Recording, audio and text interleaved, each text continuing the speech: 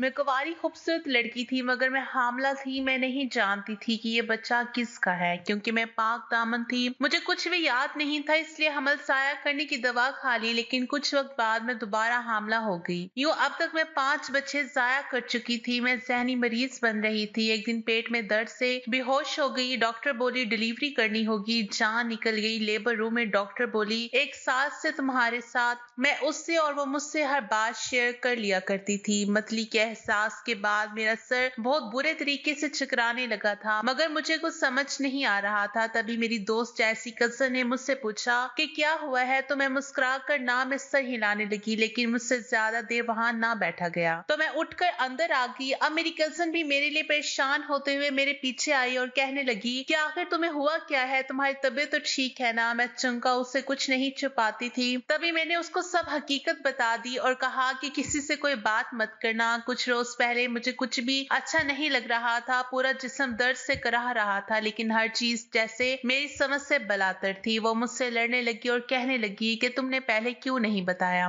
तुम मुझे अब अपनी सहेली नहीं समझती। मैं उसकी बात पर हैरान हुई और उससे माजरत की क्योंकि मैं उसको नाराज नहीं करना चाहती थी। उसने भी मेरी सूरत हाल समझते हुए मुझे माफ कर दिया क्योंकि वो अच्छे से जानती थी कि अगर मैं किसी से कोई बात करती हूँ तो वो सिर्फ मेरी कजन ही थी जिससे मैं अपने दिल की हर बात कह देती थी। वरना मेरे अम्मा अब्बा को तो इतनी भी फुर्सत नहीं थी कि वो मुझसे मेरा हाल हवाल ही पूछ लेते। मेरे अब्बा बिजनेसमैन थे तो सारा वक्त ऑफिस के कामों में गुजार देते। अम्मा भी सोशल वर्कर थी, तभी बचपन से ही मुझ पर गौर और फिक्र ना कर सकी। मैं जो बहुत हसास तबीयत की मालिक थी, तभी अम्मा अब्बा की इस बेरुखी को बहुत महसूस करती थी और ये सब देखते देखते मैं अम्मा अब्बा से बहुत दूर हो गई, मगर उन्होंने भी कभी ये बात महसूस नहीं की थी। मैं इकलौती बेटी थी, खूबसूरत और ज़हीन भी थी। सब मेरी कजन को और मुझे लेकर बातें करती मगर उसने कभी बुरा नहीं माना था। वो हमेशा खुश होती और सबको खुशी से कहती कि मेरी कजन है इसलिए वो इतनी खूबसूरत और ज़हीन है। मैं उसकी मुखलिसी पर हमेशा रश्क करती। अभी भी वो मेरे पास बैठी मुझसे सारी बात पूछ रही थी। वो पूछ रही थी कि जब मैंने उसको बताया कि पिछले 4 दिन से ऐसी ही हालत है, मैं उसको सब बताना चाहती थी मगर मुझ में हिम्मत नहीं हुई। वो कुछ सोचने लगी और फिर कहने लगी तुम्हारे साथ कुछ गलत तो नहीं हुआ, मतलब कोई यूनिवर्सिटी में किसी ने तुम्हारे साथ कुछ गलत तो नहीं किया।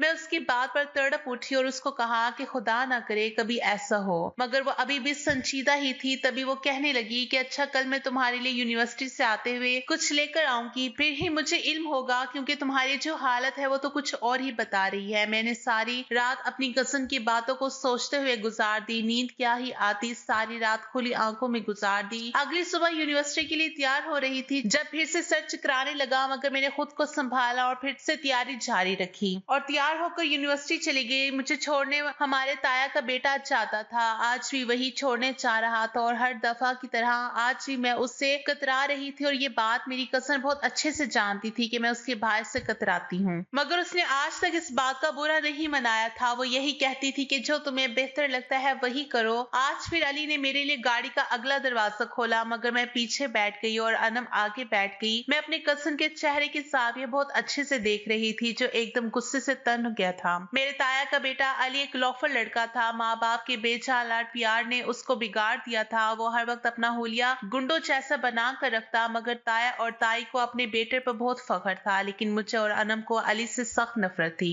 अली बार बार मुझे सामने लगे शीशे से देख रहा था। मुझे उसके देखने पर बहुत उलझन महसूस हो रही थी और साथ ही साथ गुस्सा भी आ रहा था। ये उसका नया तरीका था मुझे तंग करने का। हमारे माशरे में लोग लड़कियों को बाहर भेजने से डरते हैं, लेकिन कभी कभार घर में आपको हैस किया जाता है। जितना पर्दा बाहर के मर्दों से जरूरी है उतना ही पर्दा अपने कजन से भी जरूरी है। उसको भाई बनाकर या उसको भाई कहकर हम इस्लाम नहीं बदल सकते। ना महरम ही है, चाहे फिर वो घर पर हो या बाहर। मगर अक्सर औकात लोग ये कहकर इस बात को झुटला देते हैं कि चाचा जाद या मामू जाद या खाला जाद या फुफ्फो जाद तो घर की लड़की हैं, उनसे क्या पर्दा। मगर बच्ची हो या जवान लड़की, उन्हें चाहिए कि जितना परहेज वो बाहर करती हैं उतना घर में भी करें। सूरज बेशक रोशनी देता है मगर ज्यादा तपश इंसान को हलाक कर देती है। मैं भी अली से खुद को ऐसे ही बचा बचा कर रखती थी और यही वजह थी कि वो मुझसे जिद बाजी लगाता था। हमारी यूनिवर्सिटी आए तो मैं और अनम उतर गए और मैं अपने ध्यान में आगे आगे चल रही थी, मगर जैसे ही मैंने अनम को देखा तो वो मेरे साथ नहीं थी, जबकि वो अभी अली से कुछ बात कर रही थी और देख मेरी तरफ रही थी। अली के चेहरे पर अजीब सी मुस्कुराहट थी जिसने मुझे अंदर तक हिला दिया था।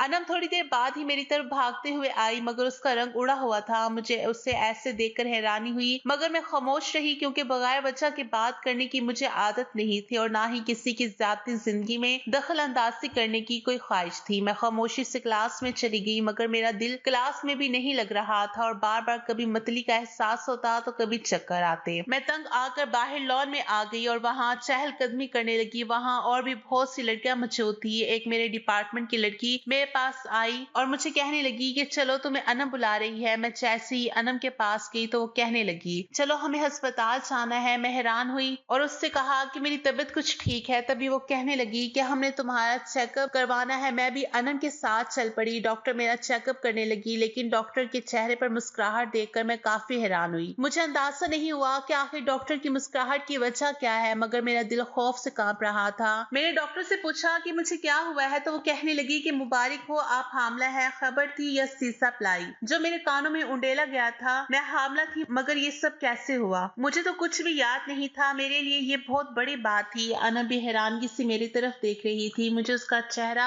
देखकर ऐसा लगा जैसे मैंने अपनी दोस्त जैसी कजन को खो दिया है। वो भी इतनी बड़ी खबर सुनकर मुझसे नफरत करने लगेगी। मैंने डॉक्टर से एक मर्तबा फिर पूछा कि क्या आप सच कह रही हैं, तो डॉक्टर कहने लगी कि हाँ, बिल्कुल सच कह रही हूँ। मेरे तो रोंगटे खड़े थे, दिमाग साइंस करने लगा था। ये सब क्या था और कैसे हुआ मेरे साथ? मैं हामला थी, लेकिन ये नहीं जानती थी कि ये बच्चा किसका है, क्योंकि मैं पाक दामन थी। मुझे कुछ भी याद नहीं था। मैं आंसू बहा रही थी जब मेरी कजन मेरे पास आई और मुझे हौसला देने लगी। ये मेरी सोच के एंड बरअक्स था। मैं उसके साथ लगी फूट फूट कर रो दी और उसको अपनी सफाई पेश करने लगी कि मैंने कुछ नहीं किया, सब कुछ न जाने कैसे हो गया। वो मेरी बात मान गई और कहने लगी कि मुझे तुम पर यकीन है, हम इसका कोई हल निकालते हैं। मैं अनम के साथ घर आई तो एक और नई मुसीबत मेरा इंतजार कर रही थी। अब्बा के जाने वाले न जाने कौन से बिजनेसमैन थे जो मेरा रिश्ता लिए मेरे घर में मौजूद थे। अम्मा तो मुझे देखते ही खुश हो गई थी। मेरा रिश्ता तय हो चुका था। इतने पढ़े लिखे होने के बाद भी मेरे बारे में किसी ने ना सोचा और ना ही किसी ने मुझसे पूछने की जहमत की। मेरी शादी की तैयारियां अरूज पर थी। मैं ये शादी नहीं करना चाहती थी। अम्मा जब मुझसे वजह पूछती तो मैं कह कर टाल देती कि मुझे वहाँ शादी नहीं करनी। मेरी जिद की वजह से अम्मा ने वहाँ रिश्ते से इनकार कर दिया। एक रोज रात के वक्त मैं रोते हुए अनम के कमरे में गई तो अंदर से किसी और की भी आवाज आ रही थी। मैं वहां से वापस न आई क्योंकि सब जानते थे कि मैं और अनम बहुत गहरे दोस्त थे। तभी मैंने दरवाजा हल्का सा खटखटाया। मेरे खटखटाने से अंदर बिल्कुल खामोशी छा गई। मैं हॉल में सुकून सा तारी हो गया। अनम ने जैसे ही दरवाजा खोला तो सामने उसका भाई भी मौजूद था। मुझे उस वक्त हैरत हुई कि रात की इस पहर अली यहाँ क्या कर रहा था, लेकिन इससे पहले कि मैं अनम से कुछ कहती, अनम ने अली को दो बातें सुनाकर वहां से भेज दिया और कहने लगी कि आज के बाद इस वक्त मुझसे बात करने मत आना। अली कुछ रंगीन मिजाज का था, तभी कोई भी उसे पसंद नहीं करता था। जबकि छोटे ताया का बेटा बिलाल भी अली का हम उम्र था। वो बहुत सुलझा हुआ लड़का था। वो किसी से बात नहीं करता था और बस अपने आप में मगन रहता था। मैं जल्दी से अनम के कमरे में चली गई। वो मुझे देखकर हैरान रह गई और घबराकर पूछने लगी कि क्या हुआ है। मैंने कहा अब कुछ करना होगा। मैं अम्मा को ज्यादा देर तक नहीं रोक सकती कि वो मेरी शादी ना करे और ना ही मैं शादी कर सकती हूँ किसी से, क्योंकि वो तो जान जाएगा कि मैं हामला रह चुकी हूँ। मैं फूट फूट कर रोने लगी और अनम को मदद तलब नजरों से देखने लगी। उसने मुझे गले से लगाया और कहने लगी कि मैंने इसका हल निकाल लिया है। हम कल मेडिकल स्टोर से जाकर इसकी दवाई लेकर आएंगे। मैं काफी हैरान हुई कि अनम को कैसे पता कि इस सब की दवाई भी होती है, मगर उस वक्त दिमाग कुछ भी सोचने पर राजी नहीं था। अगले ही रोज मैं मेडिकल स्टोर से हमल जाया करने की दवाई ले आई। अम्मा मेरे लिए फिर से रिश्ता देख रही थी। इसे चुप करके हमल जाया करने की दवा खा ली। हमल जाया होने के बाद कुछ तकलीफ कम हुई। जहन इधर उधर हुआ तो आगे की सोचने की फिक्र करने लगी। अनम मेरे लिए रोज रात का खाना ले आती और मैं खाकर सो जाती। कई महीने ऐसे ही गुजर गए। घर पर फिर मेरे रिश्ते की बात चलना शुरू हो गई। मैं तो अब तंग आ गई थी कि आखिर क्यों सब मेरे ही रिश्ते के पीछे पड़े हैं। मैं अक्सर अम्मा को भी कह देती कि मुझे शादी जैसी मुसीबत अपने गले नहीं डालनी, मगर मेरी अम्मा इतनी मॉडर्न होकर भी एक ही बात कहती कि शादी मुसीबत नहीं है, ये तो अल्लाह का अनमोल तोहफा है जो इंसान को दिया गया है। अल्लाह के नजदीक ये रिश्ता सबसे प्यारा है, मगर लोगों ने न जाने क्यों इस रिश्ते को अजाब और मुसीबत समझ लिया है। अम्मा ने कुछ वक्त के लिए मेरे लिए रिश्ता देखना छोड़ दिया। मुझे भी जैसे कुछ सुकून हो गया था। मुझे लगने लगा था जैसे कभी मेरी शादी नहीं होगी। जैसे कबूतर बिल्ली को देखकर आंखें बंद कर लेता है और सोचता है कि बिल्ली उसे कुछ नहीं कहेगी, बिल्कुल वैसे ही मैंने भी अपनी आंखें बंद कर ली थी। लेकिन कुछ वक्त के बाद मैं दोबारा हामला हो गई। ऐसा 5 बार हुआ था।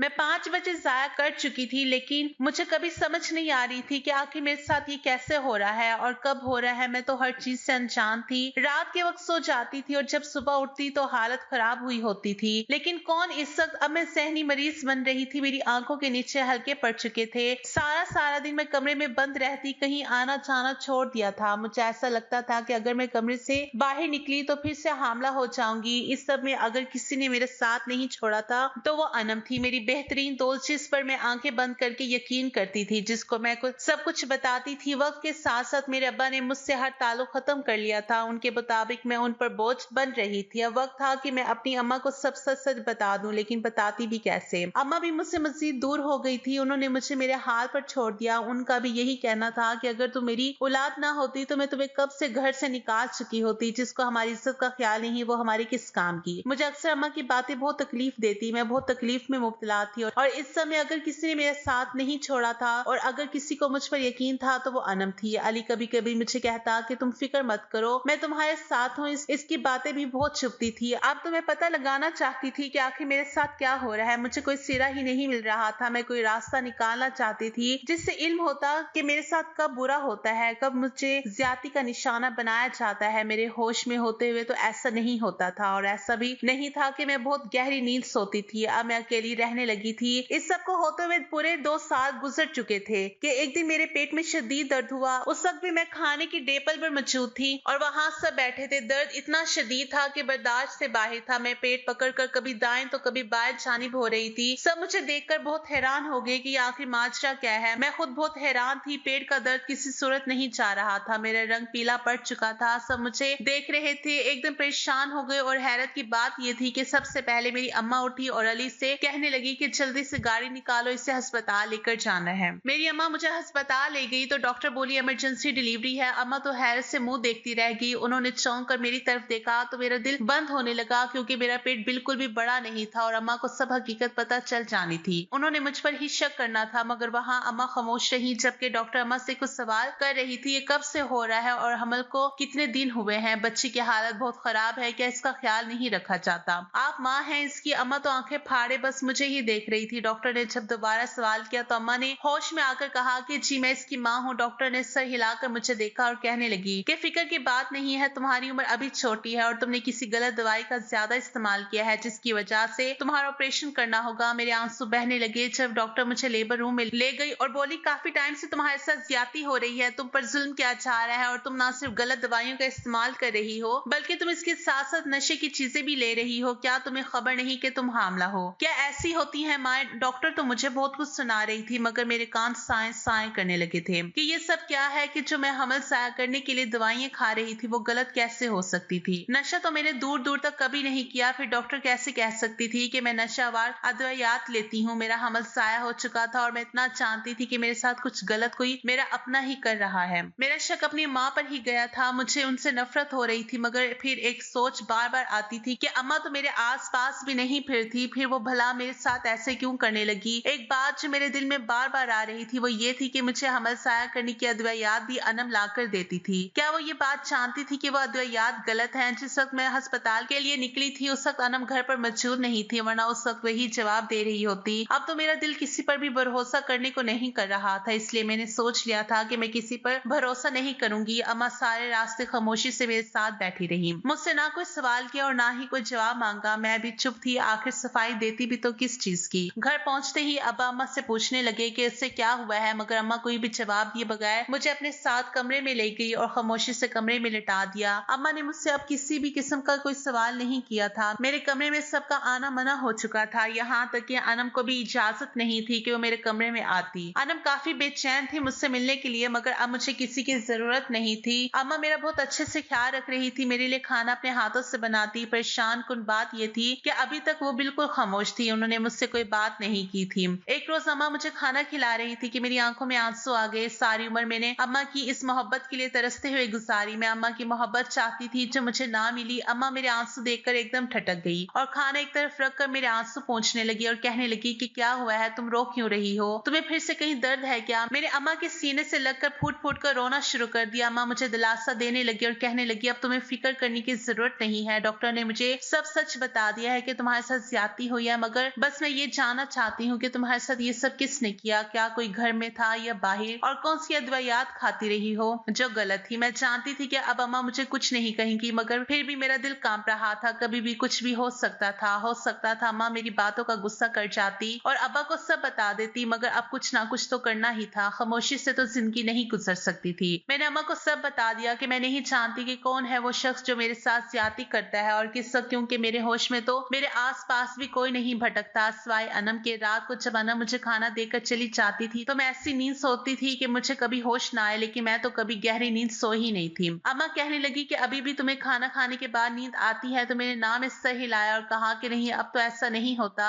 अब तो मैं आधी आधी रात तक जागती रहती हूँ। तकलीफ भी इतनी नहीं है कि सो ना सकूं। फिर ना जाने क्यों नींदें उड़ गई हैं। मेरी अम्मा कहने लगी कि अगर मैं तुमसे कुछ कहूँ तो क्या तुम मेरी बात का भरोसा करोगी? मैं अम्मा को हैरानी से देखने लगी और कहा कि जी बिल्कुल करूंगी, आप क्या कहना चाहती हैं? उन्होंने मुझे कहा कि तुम अब अनम से दूर रहोगी, लेकिन मेरे लिए बहुत मुश्किल था क्योंकि वो मेरी बहुत बेहतरीन सहेली थी। मैं उसे नहीं छोड़ सकती थी। मैंने अम्मा को बहुत समझाने की कोशिश की, मगर अब अम्मा ने एक ही बात कही कि अगर तुम अपनी बहलाई चाहती हो तो अनम से दूर रहो। वो अच्छी लड़की नहीं है। अब मैंने अम्मा से कहा कि आखिर उसने क्या किया है, वो कैसे अच्छी लड़की नहीं है? अम्मा कहती हैं कि अब तुम्हें रातों को नींद नहीं आती, आखिर क्यों? पहले तुम्हें जल्दी नींद आ जाती थी, पहले खाना अनम ही लेकर जाती थी। मैं जब तक पता नहीं लगवा लेती क्या है ये सब और इस सब के पीछे कौन है, तुम मुझसे नहीं मिलोगी। मैंने भी अम्मा की बात मान ली और अनम से मिलना छोड़ दिया। 4 महीने हो गए थे इस वाक्य को। अब ना तो मुझे रातों को जल्दी नींद आती थी और ना ही मैं हामला हो रही थी। अब कुछ कुछ समझ मुझे आने लगी थी, मगर इस समय अनम का क्या मफाद था और ये जानना बहुत जरूरी था। मैंने अम्मा से बात की और इनको अपनी तरकीब बताई जो मेरे दिमाग में पिछले 1 महीने से चल रही थी। अब तो बस इस पर अमल करना बाकी था।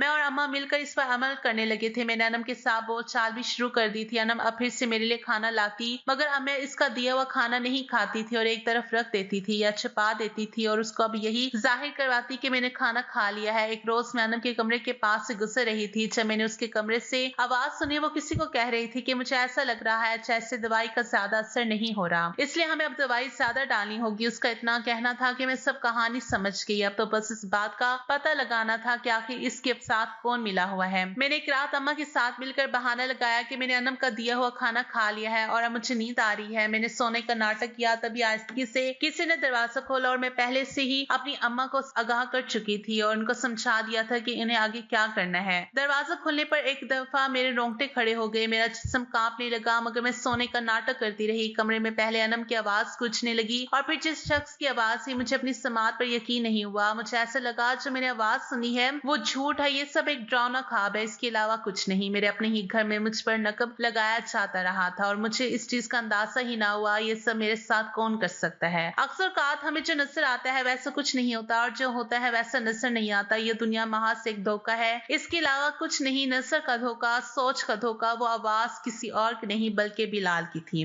मैं हमेशा अली पर शक करती थी, मगर धोखेबाज तो बिलाल निकला था जो अपने मासूम चेहरे के पीछे न जाने कितना घटिया चेहरा छुपाकर फिर रहा था। जिसको मैं अच्छा समझती थी वही दरअसल मेरी जिंदगी खराब कर चुका था। मेरी सहेली जैसी कजन अनम ने भी मेरी जिंदगी के साथ इतना बड़ा खिलवाड़ किया। बिलाल मेरे करीब आया और मेरे चेहरे से चादर हटा दी। अभी वो कुछ करता कि अचानक से दरवाजा खुला और मेरे पूरे घर वाले कमरे में दाखिल हो गए। तभी मैंने भी अपनी आंखें खोली। बिलाल तो मुझे जागता हुआ देखकर दंग रह गया। अनम और बिलाल का पूरा वजूद कांप रहा था। मैं अपनी जगह से उठी और अनम के पास गई और उसके चेहरे पर जनाटेदार थप्पड़ रसीद कर दिया ताकि उसको एहसास हो जो उसने किया है बहुत गलत था। उसने मेरा भरोसा ही नहीं तोड़ा बल्कि मेरे साथ पुश्तों का भी भरोसा तोड़ दिया था और ये काम वो बहुत आसानी से कर रही थी बगैर ये जाने कि अल्लाह की लाठी बेआवाज और जब वो चलती है तो किसी की आवाज नहीं निकलती। अनम ने तो सोच रखा था कि शायद वो कुछ भी करती रहेगी, यहाँ किसी को क्या पता चलेगा, मगर इस सब के पीछे इसका क्या मकसद था वो भी मुझे जानना था। बिलाल को तो मैंने कुछ ना कहा, उसके लिए तो घर के बाकी अफराद ही काफी थे, मगर अनम को मैं उसके अंजाम तक पहुंचाना चाहती थी। तभी मैंने उसको इतना मारा मगर उसने कुछ ना कहा। मैंने उससे पूछा कि उसने ऐसा क्यों किया, मेरे साथ ये सब करने की क्या वजह थी। तभी अनम ने जो हकीकत बताई वो सुनकर मेरे पैरों तले से जमीन निकल गई। अनम ने कहा कि तुम इतनी खूबसूरत थी, इतनी ज़हीन थी, सब तुम्हारी तारीफें करते थे और मुझसे ये सब बर्दाश्त नहीं होता था। यहाँ तक कि मेरी अम्मा भी मुझे बातें सुना जाया करती थी। वक्त के साथ साथ ये चलन हसद में बदल गई और मैं तुमसे इतना हसद करने लगी कि तुम्हें बदनाम करके मुझे सुकून मिल रहा था, मगर जब मेरे दिल को सुकून ना मिला तो मैंने तुम्हें नशावार दवाइयां खिलाना शुरू कर दी ताकि सब लोग तुम्हें बुरा भला कहना शुरू कर दे कि तुम तो नशा करती हो, तुम बिगड़ी हुई हो, तुम्हारी खूबसूरती और तुम्हारी अच्छाई मुझे कांक नहीं भाती थी। अली तो पहले से ही बदनाम था, हर एक का शक उसी पर जाता। तभी मैंने अंदाजा लगाया कि बिलाल तो तुम पर कभी से ही नजर रखे हुए था। एक रोज मैंने उसको अपने भरोसे में लिया और उसे सारा कुछ समझा दिया। बिलाल को भी तुम चाहिए थी, हम दोनों ने मिलकर एक प्लान बना लिया। अगर उस रोज मैं कॉलेज ना गई होती और घर पे मौजूद होती तो ये राज कभी फाश ना होता और मैं तुम्हें बदनाम